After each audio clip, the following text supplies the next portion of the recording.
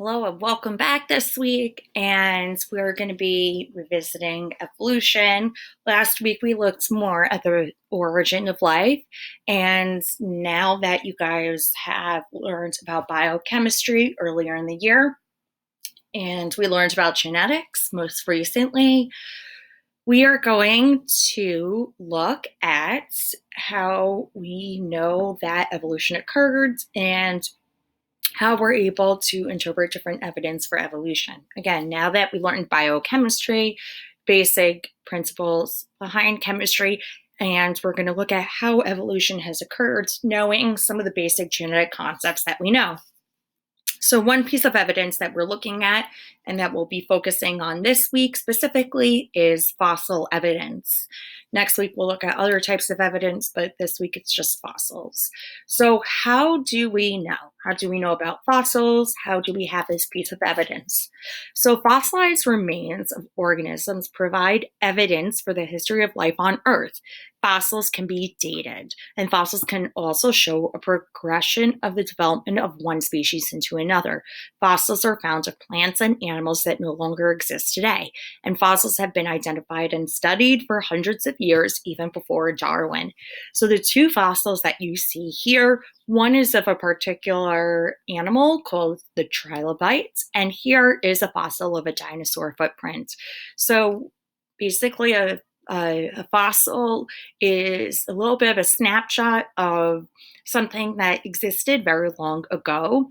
And as we have these different snapshots that exist over these different periods of time, we're able to see a progression of different organisms, of different plants and animals that once lived. Now, when we look at the fossil records, a fossil is just any trace of any long dead organism. So when we talk about a trace, these are all different examples of various traces: an imprint in a rock, an organism that could have been frozen, a fly preserved in amber, a footprint, just as you had seen, or petrified wood. But most fossils are those that are preserved in sedimentary rock. So they're usually with layers of sediment on top of each other over long periods of time, where soft tissue broke down, but there was an imprint that was left behind. So thus, they are in sedimentary rock. So here is like a example of how that process is, a step-by-step outline. So first is water carrying small rock particles to lakes and seas. So in this second part, dead organisms are buried by layers of sediment. And in step 3, the preserved remains may later be discovered and studied. So one thing that may happen in the fossilization process that would need to happen is that, for example, scavengers would not consume the dead remains of that organism. And oftentimes scavengers do consume the remains of a dead organism. So that would definitely present an obstacle in the fossilization process. So it's not often that an organism that dies will fossilize. So has to be kind of the right conditions.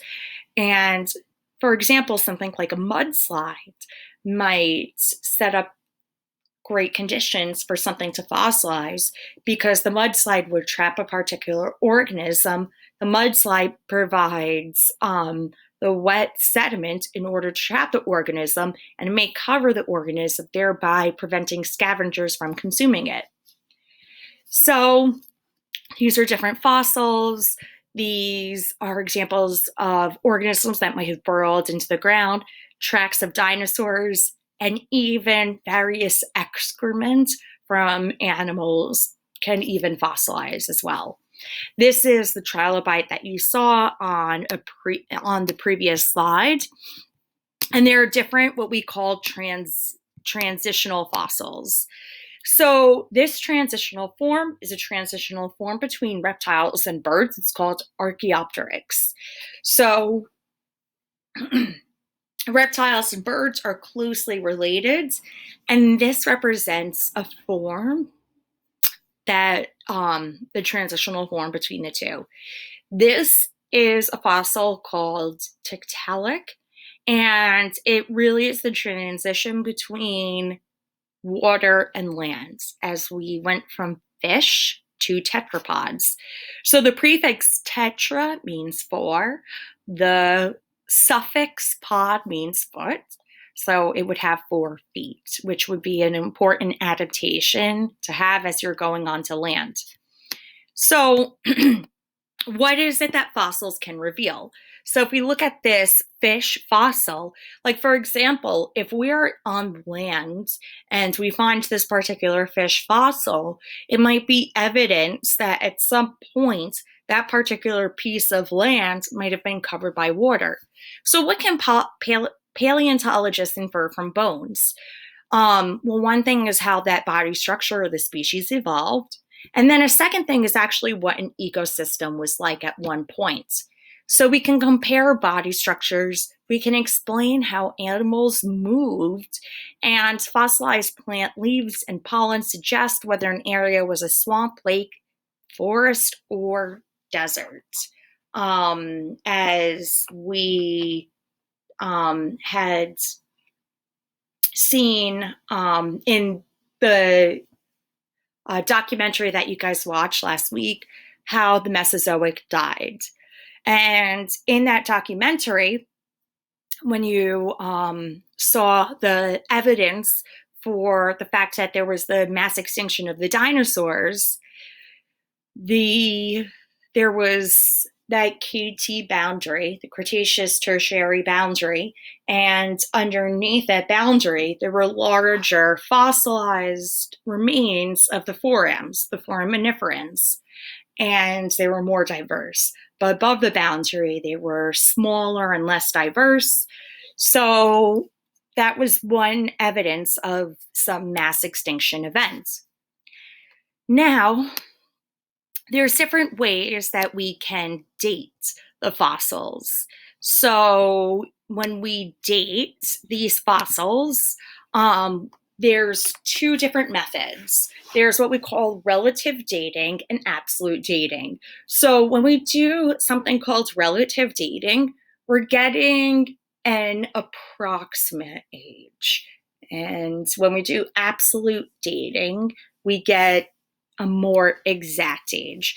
So the first one that we'll talk about is relative dating. So we can use the age of one fossil or rock layer to determine the age of the fossil in another layer. So it's based upon something called the law of superposition. So younger fossils are closer to the surface and older fossils are deeper. So as layers form, the oldest is on the bottom, and then younger layers are on top. So all organisms found within the same strata also would be the same relative age or the same approximate age. There are also things that are called index fossils. So if you think about what an index is in a book, an index helps you to find a particular point or place in a book. So an index fossil helps you to find the particular place in the fossil record. It helps you to more, it helps you to find that particular period in the fossil records that fossil would have existed. So these are fossils used for geologic dating and correlating the rock layer or stratum in which it is found. So stratum is just a fancy word for layer. And it's abundant in the record, yet also in relatively short time range. So we have A, B, C, D, E, and F. So these are all different fossils. And these are different locations, location 1, 2, and 3. So imagine these locations like we've taken different slices, location 1, location 2, and location 3. Now, each of these colors, right, we have the dark brown, we have like this tan color here, we have a brown, a green, like a light brown, the blue. So each of those are color coding the different layers. But if you pay particular attention to fossil D, you'll notice that fossil D is in each location, and it's confined to that one location. So that would make a good index fossil. So let's say that we know it is a fossil that's from 10,000 years ago. So if we find here fossil E, we know fossil E is older than 10,000 years. Or let's say we find this fossil, and this is fossil C. And we know fossil C is younger than 10,000 years. That's how we determine relative age. Now, something a little bit more complicated is absolute age. And so that's how we would determine an exact age. And we do that using isotopes, radioactive isotopes. So when we consume foods, we consume like organic matter. We consume a certain amount of carbon and hydrogen and oxygen because that makes up like the carbohydrates and foods. So imagine right in this plant, the plant absorbs carbon during photosynthesis. So if the plant absorbs carbon during photosynthesis, we and different organisms consume that carbon. So here's a turkey that consumes the carbon when it eats the corn, and the carbon is absorbed into all the tissues, including the bones. Now, let's say the turkey is butchered and one of its leg bones is fashioned into a bone awl. So as soon as the turkey dies, the carbon is absorbed during its lifetime, begins to decay at a regular rate. And that releases carbon-14 from all its tissues. So it would always continually take in carbon-14 as it ate, but here it's just releasing that carbon-14. So archaeologists find the turkey bone during an excavation, and then here this researcher can measure how much carbon-14 is left. And that's how we can date the fossil. Now, carbon-14 decays at a regular rate. So when there's 50% of it remaining, it indicates that 5,730 years passed. I'm just going to round it to 5,700. So when there's 50% of it remaining, 5,700 years passed. When there's 25% of it remaining, 11,000 years passed. When there's 12.5% of it remaining, 17,000 years passed.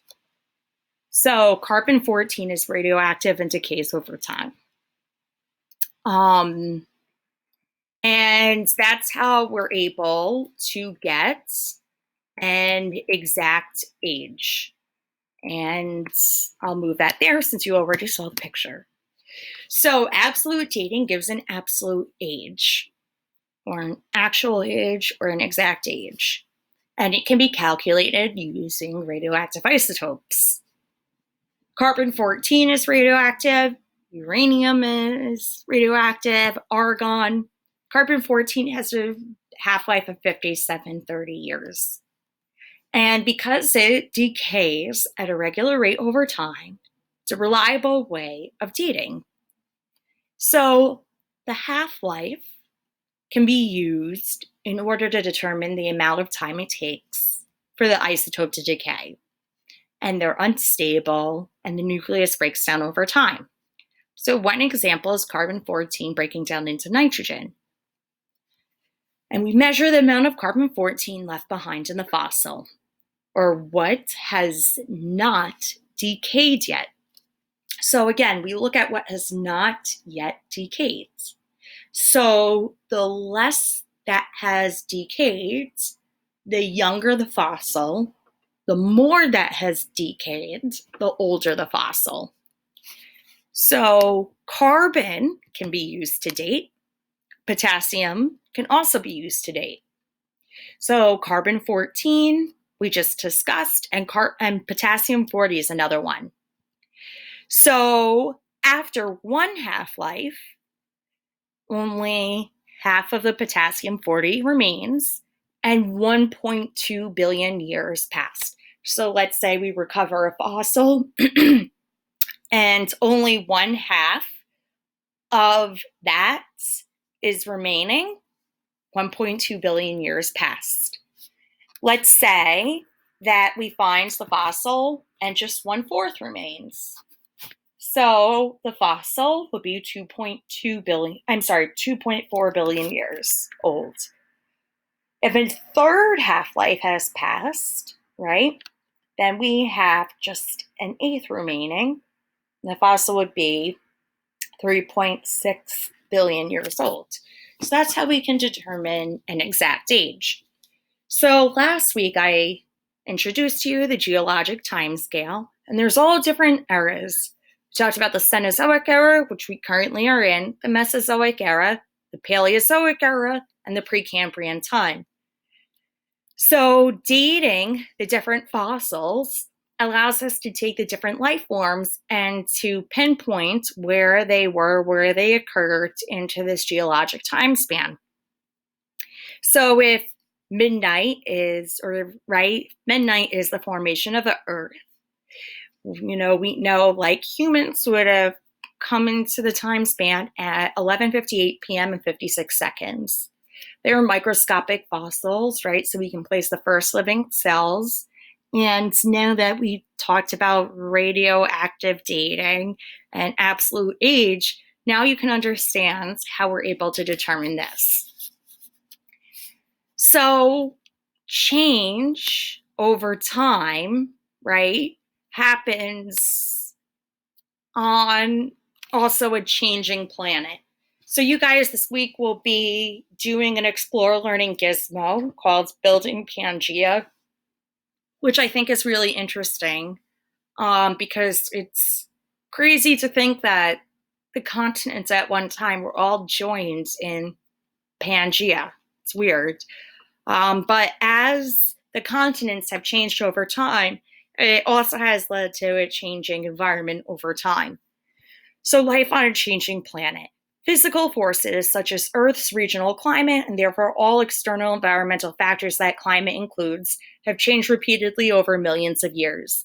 Many changes were triggered by fairly small shifts in global temperature, such as a global heat wave in the Mesozoic. We had the ice ages. So these environmental changes occurred as geological forces built mountains, moved continents, and created island chains like the Galapagos and Hawaiian Islands. Continental drift produced even more dramatic changes. At the end of the Permian, the continents formed Pangaea, and for example, as South America moved, it became warmer. The continental plates move at approximately a rate of 3 centimeters per year. And so as these continents shift, the climate shifts. So as South America moves, it becomes warmer and therefore the climate changes. So if the climate changes, the ecosystems change. If the ecosystems change, the niches on that continent change, and then that affects natural selection as the species must adapt in different ways. So the significance of continental drift is that the changes in external factors alter ecological interactions among organisms and between organisms and their environments. So those changed interactions in turn change the pressures of natural selection, favoring adaptation to new conditions. The emergence of new habitats and changes in the environment of existing habitats create new niches. These new niches offer opportunities for natural selection to increase diversity among species. So continental drift shapes the biogeography or distribution of fossils and living organisms. For example, Africa and South America are now separated by the Atlantic Ocean, but fossils of the Mesosaurus have been found on both continents. So here's the Mesosaurus and what that looks like in relation to the size of a human. And These changes alter the pressures of natural selection in ways that favors the evolution of different adaptations, new organisms, and new groups of organisms. And going along with the idea of continental drift, Antarctica wasn't always like the coldest point in the world, and it used to have a greater diversity of plant species. And right here, you see a fossil, like fossilized remains of like one of those plant species. And so it's quite weird to think about like plants in Antarctica, but here, in fact, it's one of those plant species. So this has had quite extraordinary effects on life, as there have been changes in climate, geologic forces, and biological forces. And if you see here, these are some mountains in South Africa. So if there are mountains in South Africa that have fossils of sea stars and marine mollusks, then that must be evidence that there once was ocean or sea life. So we dated these fossils and it's found that they're 400 million years old. So then the logic would bring us, the reasoning would bring us to the idea that then 400 million years ago, this was then underwater. So the fossils are evidence that these rocks were once part of a shallow seafloor teeming with life, such as the modern day ocean floor shown. So it's not unreasonable to conclude then that this would have looked like this or some variation of this 400 million years ago. In fact, there are some areas that are, definitely west of us in New Jersey, where there's been some fossilized evidence of marine life. So it indicates that the sea level had been higher at some time in the past. And there have been some fossilized remains of some terrestrial life further east of us, indicating that sea level had been lower at some point. So there are some very interesting facts that you can learn from fossilized evidence that you will also be exploring more in the Explore Learning Gizmo. You'll see more about fossilized evidence. And that's where I'm going to stop today as you guys focus on fossil evidence this week. Next week, we'll get into other evidence for evolution. And that's it.